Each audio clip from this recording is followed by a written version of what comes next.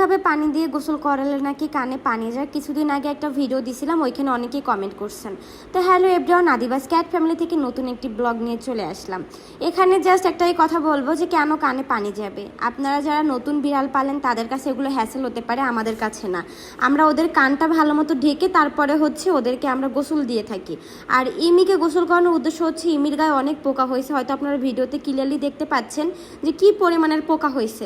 পোকাটা হওয়ার কারণ হচ্ছে যে যখন ও নিউবর্ন ছিল তারপর থেকে ওকে আর আমরা গোসল দেইনি, এর কারণেই ওর পোকা হয়েছে। যেহেতু ওর 2 মাস হয়েছে, ভাবলাম যে ঠিক আছে এখন ওকে একটা গোসল দেওয়া যায়।